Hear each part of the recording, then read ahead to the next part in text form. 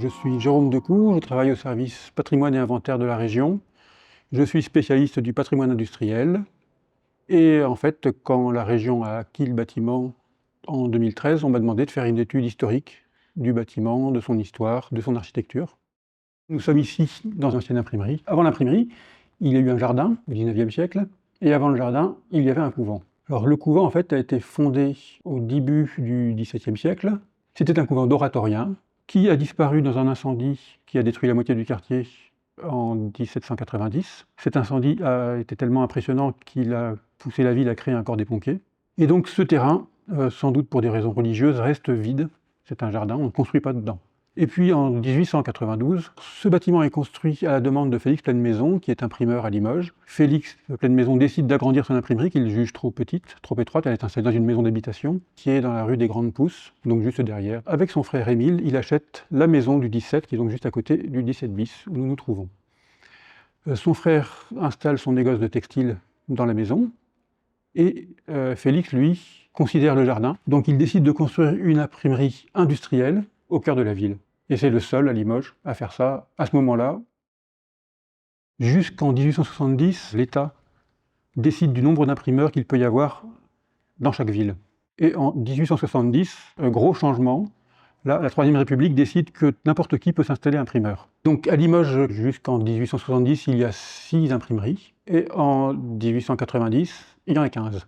Et donc on est dans ce contexte de croissance très très importante de l'imprimerie, et Félix Plenmaison, lui, est un peu particulier, parce qu'en fait, il n'est pas imprimeur, et il ne vient pas d'une famille d'imprimeurs. Son père était boucher, mais il fait fortune en fait parce que les terrains qu'il possède autour de Limoges deviennent des terrains constructibles, et à sa mort, ses enfants décident tous de rentrer dans l'industrie ou dans le commerce.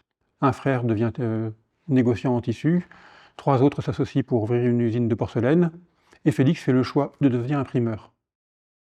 Le quartier, en fait, la rue Manigne, la rue Charles-Michel aujourd'hui, est au cœur du quartier des imprimeurs. Tous les imprimeurs sont dans le centre de Limoges, et en fait, on en trouve une bonne demi-douzaine dans la rue Charles-Michel et dans les rues adjacentes. Donc s'installer ici, c'est vraiment se mettre au cœur du quartier et avoir pignon sur rue face à ses principaux concurrents. L'architecte du bâtiment est un ingénieur architecte, Alfred Rouchot, de Limoges, autodidacte, mais en fait, à l'époque, un tiers des ingénieurs étaient des autodidactes. Son père tenait une entreprise de serrurerie. Ensuite, il rentre au chemin de fer de l'État, où du coup il travaille aussi sur des structures métalliques. Quand il revient à Limoges en 1885, il rentre au conseil municipal, donc ce qui veut dire quand même que sa famille est très bien implantée localement. Il s'occupe de l'urbanisme, et parallèlement, il monte une entreprise d'architectes et ingénieurs.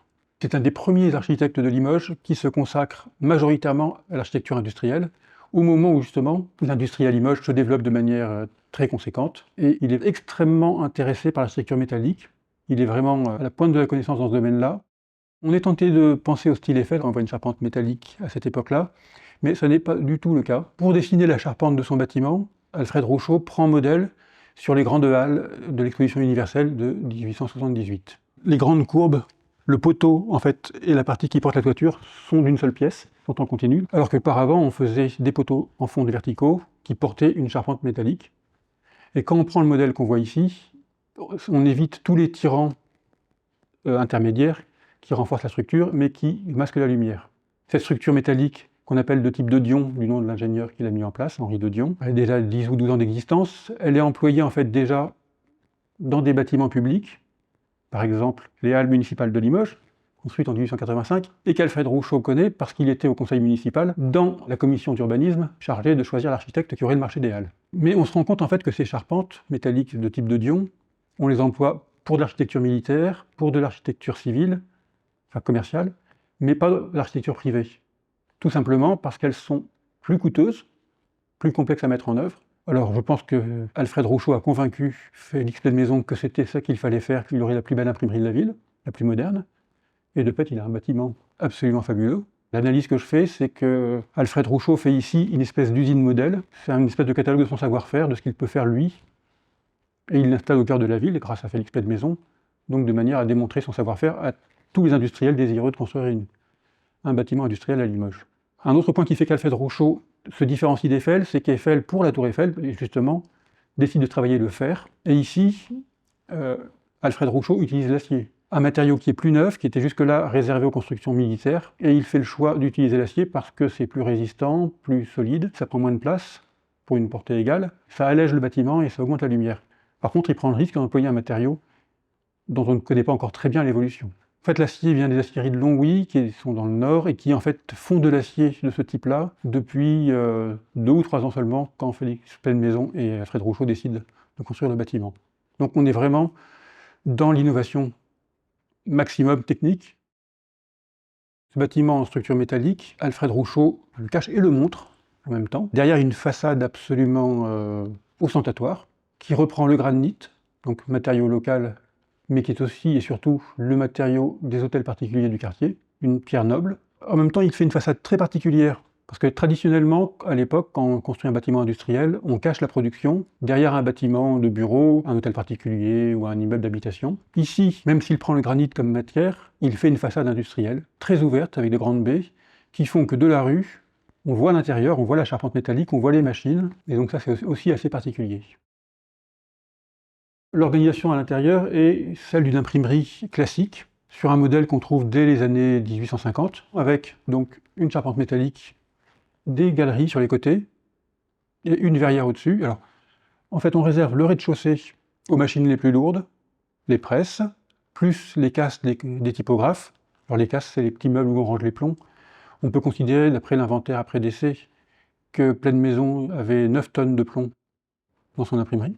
Le rôle de la verrière, c'est d'apporter le maximum de lumière naturelle aux typographes. En fait, les presses sont placées sur les côtés, parce qu'elles n'ont pas besoin de beaucoup de lumière, et les typographes sont installés au milieu du bâtiment. Donc là, entre les baies de la façade, la grande baie sur cour et la verrière, on a l'éclairage maximum. Et ensuite, à mesure qu'on monte dans les étages, on travaille sur des matières plus légères. On monte directement au 2e étage pour faire sécher le papier, une fois qu'il est ancré. Et ensuite, le papier redescend, alors par le monte-charge, entre autres, redescend d'un étage pour être travaillé par les ouvrières qui font les coutures des livres, qui font le massicotage, donc qui font la mise en forme. Donc il y a une circulation très organisée au sein du bâtiment. Donc un bâtiment construit pour cet usage, qui tient compte de ses contraintes et des aspects techniques nécessaires. Alors en fait, ce qui est paradoxal avec ce bâtiment, c'est qu'il est construit pour faire une imprimerie, et il n'est une imprimerie que pendant 6 ans, 7 ans. Alors pourquoi ? D'abord parce qu'on est dans un système extrêmement concurrentiel, avec de nombreuses imprimeries qui se bagarrent pour le marché, que l'administration, qui est quand même le plus gros client de Félix Penmaison, commence à passer des marchés de plus en plus serrés. Et puis enfin, il y a un incendie dans le bâtiment, au printemps 1900, qui détruit des machines, du matériel, et qui fait que reprendre l'activité nécessiterait un gros investissement. Or, on sait, par les archives, que Félix Penmaison, pour construire et faire tourner son entreprise, a utilisé l'entièreté de son héritage. Il a emprunté de manière conséquente à ses frères, qui à un moment donné décident de mettre le hall là. Lui-même étant malade et est hospitalisé, et l'activité s'arrête. Émile Penmaison, donc un des frères de Félix, qui est négociant en tissu, s'entremet certainement avec d'autres marchands de tissus, parce que le bâtiment est repris en 1901 pour un commerce de tissu confection, qui est une des activités très importantes à Limoges à l'époque. On va se rendre compte que dans le courant du XXe siècle, toute la rue, qui était une rue mêlant notables, grande bourgeoisie, petits ouvriers, activités industrielles et artisanales en tout genre, va devenir une rue quasiment exclusivement consacrée au commerce de tissu et à la confection.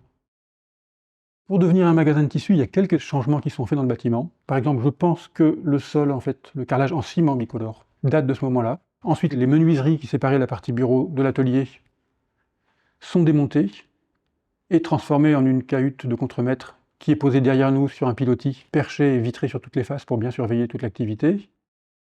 Cette activité de tissu, qui démarre en 1901, elle continue pendant plus d'un siècle. Et en fait, on a un reportage photo des années 85 qui montre le bâtiment. Au rez-de-chaussée, en fait, il y a des armoires remplies de tissus, avec des grandes tables de coupe. Dans les étages, le stockage et un atelier de modelage. Et puis, au sous-sol, il y avait l'atelier de confection. Et assez traditionnellement, la couture au sous-sol est faite par des femmes, tandis que la vente à l'étage est faite par des hommes. En plus d'un siècle, il y a seulement 3 enseignes qui se succèdent, donc Treuil et Bruno, Desville et Fils après la Deuxième Guerre mondiale, et dans les années 80, le magasin est réaménagé pour arrêter l'activité de confection, en fait, et le consacrer uniquement à la vente. C'est à ce moment-là qu'on démonte le bureau du contremaître qui disparaît du fond du bâtiment, qu'on installe la plateforme du fond, les menuiseries, donc qui étaient en fait les menuiseries de l'imprimerie, qui étaient passées sur le bureau du contremaître, se retrouvent à l'étage maintenant. Toute cette documentation réunie, on la met à disposition du public, à la fois sur le site internet du conseil régional, où il y a un portail patrimoine, où on trouve toutes les informations, toutes les photos qui ont été prises du bâtiment avec toute l'évolution du chantier. Tout ça est accessible donc et disponible sur le portail avec toutes les informations historiques. Et d'autre part, on a aussi fait un livre dans la collection Images du patrimoine, donc une collection nationale, qui retrace l'histoire du bâtiment, le travail des architectes Jacob et Macfarlane, et la place du Frac dans ce nouveau bâtiment, donc toute l'histoire du bâtiment jusqu'à son inauguration.